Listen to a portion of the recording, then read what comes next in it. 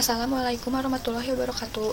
Perkenalkan, nama saya Lisyana Datriani, NPM 110216075, jurusan Hukum Ekonomi Syariah, Fakultas Syariah, Universitas Islam Bandung. Saya akan menjelaskan hasil skripsi saya yang berjudul Analisis Fatwa DSN MUI nomor 17/DSN/MUI/9/2000 tentang penerapan denda keterlambatan pada pembiayaan gadai emas di Pegadaian Syariah. Yang pertama adalah latar belakang masalah. Gadai adalah menahan salah satu harta milik si peminjam sebagai jaminan atas pinjaman yang diterimanya, dan barang tersebut memiliki nilai ekonomis. Salah satu transaksi gadai adalah gadai yang menggunakan emas sebagai jaminannya, dan transaksi ini dikenal sebagai transaksi gadai emas. Gadai emas adalah penyerahan hak penguasa secara fisik atas barang berharga berupa emas dari nasabah kepada bank untuk dikelola sebagai jaminan atas pinjaman yang diberikan kepada nasabah tersebut. Pada pembiayaan tersebut terdapat nasabah yang prestasi di mana adanya kelalaian dalam memenuhi kewajiban yang telah disepakati, khususnya pada transaksi yang menghasilkan piutang, sehingga dapat merugikan pihak lembaga keuangan syariah. Maka pihak lembaga keuangan syariah memberikan denda keterlambatan kepada nasabah. Denda itu yaitu bentuk hukuman yang melibatkan uang yang harus dibayarkan dalam jumlah tertentu. Yang menjadi acuan pengenaan denda kepada nasabah lembaga keuangan syariah yaitu pada Fatwa DSN MUI nomor 17/DSN/MUI/9/2000 tentang sanksi atas nasabah mampu yang menunda-nunda pembayaran, yaitu yang pertama, nasabah yang mampu membayar angsuran namun menunda-nunda pembayaran dan atau tidak mempunyai kemauan dan itikat baik untuk membayar hutangnya boleh dikenakan sanksi atau denda, dan nasabah yang tidak atau belum mampu membayar disebabkan force majeure tidak boleh dikenakan sanksi. Force majeure adalah suatu keadaan di mana debitur tidak dapat memenuhi prestasinya yang disebabkan oleh keadaan-keadaan tertentu yang memaksa dan tidak dapat dihindarkan. Contohnya seperti kebakaran, bencana alam, wabah penyakit, perang, kerusuhan, dan yang lainnya. Pada praktiknya, rahan dilaksanakan melalui akad yang kemudian disebut akad rahan, yakni perjanjian meminjamkan objek perikatan yang berbentuk uang kepada pihak lainnya disertai dengan jaminan. Akad tersebut harus dilaksanakan oleh kedua belah pihak dengan penuh amanah. Salah satunya adalah tempo pelunasan yang harus dilakukan oleh debitur. Pada saat itu tempo, pihak Pegadaian Syariah akan melakukan peringatan kepada nasabah yang belum membayar cicilannya. Jika sudah diperingati namun nasabah tetap tidak membayar, maka nasabah tersebut akan dikenakan denda yang diperuntukkan untuk dana sosial, yang besaran denda telah disepakati di awal akad. Dan untuk sekarang ini, jumlah nasabah yang belum membayar cicilannya di waktu jatuh tempo meningkat dikarenakan adanya wabah COVID-19. Namun, pihak Pegadaian Syariah tidak menganalisis lebih mendalam sebab dari kelalaian nasabah tersebut dalam membayar cicilannya. Apakah nasabah tersebut dengan sengaja padahal dari finansialnya mampu, atau apakah nasabah tersebut memang tidak dapat membayar disebabkan oleh force majeure, contohnya seperti yang terjadi sekarang ini di wabah COVID-19 yang nasabahnya ikut terkena dampak ke finansialnya.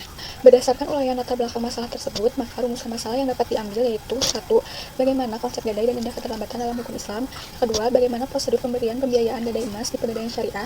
Ketiga, bagaimana analisis Fatwa DSN MUI nomor 17/DSN/MUI/9/2000 tentang penerapan denda keterlambatan pada pembiayaan gadai emas di Pegadaian Syariah.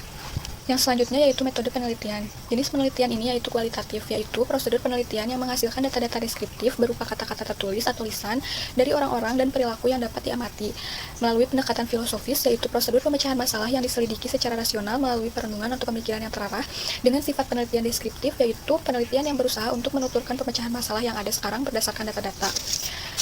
Dengan sumber datanya primer dan sekunder. Primer adalah data atau keterangan yang diperoleh secara langsung dari sumber informasi yang memiliki kompetensi sesuai objek penelitian. Sumber primer yaitu karyawan dan nasabah Pegadaian Syariah. Dan sumber data sekunder yaitu sumber dari bahan bacaan yang bersifat membantu atau menunjang dalam melengkapi serta memperkuat data. Sumber sekunder yaitu buku, jurnal, dan fatwa. Jenis penelitian ini termasuk ke penelitian lapangan, yaitu meneliti langsung pada objek penelitian, seperti proses denda keterlambatan menurut hukum Islam agar Pegadaian Syariah menjalankan proses denda keterlambatan gadai emas sesuai dengan syariat Islam. Dan alat pengumpulan datanya melalui observasi dan wawancara. Observasi yaitu mengumpulkan data langsung dari lapangan, dan wawancara yaitu mengumpulkan data dari tanya jawab lisan secara langsung antara peneliti dengan informan. Dan yang selanjutnya itu hasil penelitian. Yang pertama, pihak Pegadaian Syariah akan mengingatkan kepada nasabah yang akan jatuh tempo. Dan yang kedua, jika telah jatuh tempo dan nasabah tersebut belum membayar, maka akan dikenakan denda sebesar 2%. Ketiga, perpanjangan waktu, yaitu nasabah dapat mengajukan perpanjangan waktu jika belum mampu untuk membayar cicilannya dengan hanya membayar biaya ijarahnya saja, dan dapat perpanjangan waktu selama 4 bulan. Dan yang keempat yaitu lelang. Jika nasabah belum mampu untuk membayar, maka pihak Pegadaian Syariah akan melelang jaminan nasabah tersebut. Dalam Fatwa DSN MUI nomor 17/DSN/MUI/9/2000 tentang sanksi atas nasabah mampu yang menunda-nunda pembayaran, keterlambatan, terdapat 4 poin. Dan yang terpenuhi yaitu 1. Sanksi didasarkan pada prinsip tazir, yaitu bertujuan agar nasabah lebih disiplin dalam melaksanakan kewajibannya. Yang kedua yaitu sanksi dapat berupa denda sejumlah uang yang besarnya ditentukan atas dasar kesepakatan dan dibuat saat akad ditandatangani. Yang ketiga yaitu dana yang berasal dari denda diperuntukkan sebagai dana sosial. Dan ada yang tidak terpenuhi yaitu pada poin pertama, yaitu nasabah yang mampu membayar angsuran namun menunda-nunda pembayaran dan atau tidak mempunyai kemauan dan itikat baik untuk membayar hutangnya, boleh dikenakan sanksi atau denda. Dan nasabah yang tidak atau belum mampu membayar disebabkan force majeure tidak boleh dikenakan sanksi. Dan yang terakhir yaitu simpulan. Yang pertama, dalam hukum Islam untuk gadai emas dan penerapan denda keterlambatan yaitu boleh digunakan. Yang kedua, nasabah membawa fotokopi KTP dan agunan, menghitung pinjaman, menandatangani akad, menerima uang pinjaman, membayar angsuran dan biaya ijaroh, jika jatuh tempo membayar denda dan jika lewat itu tempo agunan dilelang. Dan yang ketiga yaitu pegadaian syariah belum sesuai dengan fatwa DSN MUI nomor 17 /DSN strip MUI /9 /2000 pada poin pertama. Sekian yang dapat saya sampaikan. Maaf bila ada salah-salah kata dan banyak kekurangan. Wassalamualaikum warahmatullahi wabarakatuh.